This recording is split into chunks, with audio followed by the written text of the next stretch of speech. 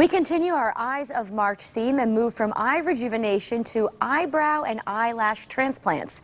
Joining me now is Dr. Scott Bowden, a board-certified hair transplant surgeon from Hair Restoration and Aesthetic Medicine Center. Welcome back to the show, Doctor. It's nice to have you here. It's very nice to be back. Thanks so much. So we're talking about eyes this month because of March, but how important is it to have nice eyebrows, I guess, because they're framing your whole face? Yeah, it's critical. The eyebrows really draw one's attention towards the eye. I mean, right. The goal is when you meet someone, you're introducing yourself, you want to be able to look into their eyes. And if there's an eyebrow issue, if it's too thin or if it's missing, or if there's a scar, it's distracting and you don't really get to connect as well with the person. And I can tell you because I've overplucked my eyebrows, one of them, and one's very off than the other. I'm always using powder to try and fill it in.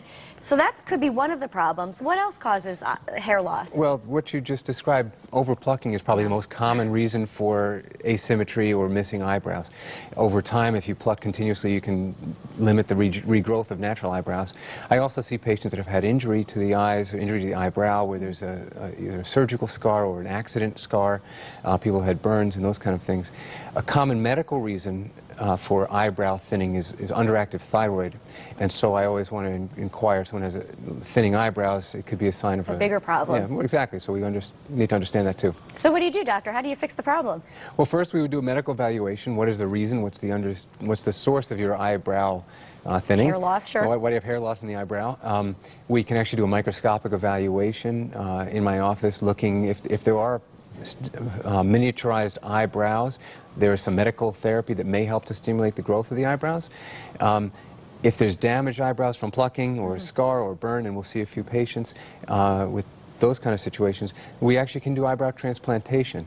Similar to the hair transplant that we've spoken about before. Hair transplantation involves removing the hair from the back of the head and transplant it to areas of loss on the top of the head or the front or the top. And eyebrow transplantation is a similar principle. The area in the back of the head, those hairs are going to stay forever. We can transplant them. The care that's taken, the meticulous nature to recreate an angled, subtle eyebrow is really critical. Great. Well, let's take a look at some pictures because they're very impressive. The first patient here. This is a young woman who had an injury when she was a little girl. She ran into a metal bed frame, and she had scarring of her eyebrow. You can see she actually has some color there. She has a tattoo that she tried to fill it in, tried to fill in the color. But despite that, I mean, there's a lack of an eyebrow. And really the way to cover that is by putting hair in. So we took her hair from the back of the head, transplanted the hairs one by one by one, and created this natural frame for her eyes. So the overall image is you're looking at her eye. Your eye isn't drawn to a missing eyebrow.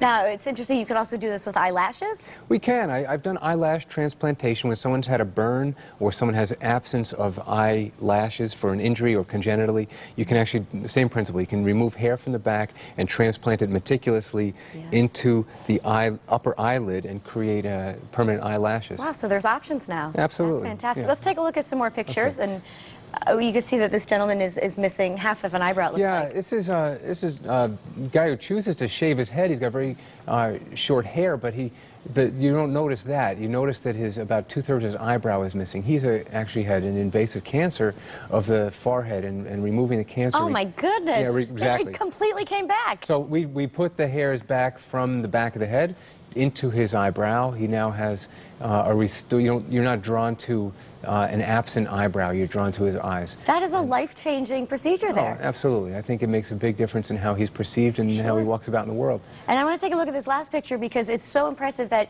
there's not even really a scar. There's no scar. I mean, I can't see one. Right. There are different ways of removing the hair from the back. But in this fellow's case, Paul's case, we actually removed the hair one by one by one, and there's no evidence whatsoever of any hair that's been removed. His hair is going to be implanted, it's going to grow forever. In terms of maintenance, what do you have to do now? It grows, so you need to transplant. Once the hair is transplanted, you're going to need to trim your eyebrows. Because it's going to grow so much. It's going to grow, exactly. Wow, so and how long does this procedure take? It takes a couple of hours. It's done as an outpatient in my office. It's done under local anesthesia.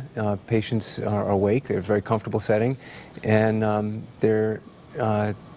Eyebrows may take several months to up to a year to fully grow in, but after that they're growing and they're yours forever. And you have to maintain them now. You have to maintain them, exactly. So no No mascara, no tattooing. You can just, trim your eyebrows periodically. All right, Dr. Bowden, you have an office in Wethersfield, and you also are going to be available at the YOLO Med Spa in Guilford as well.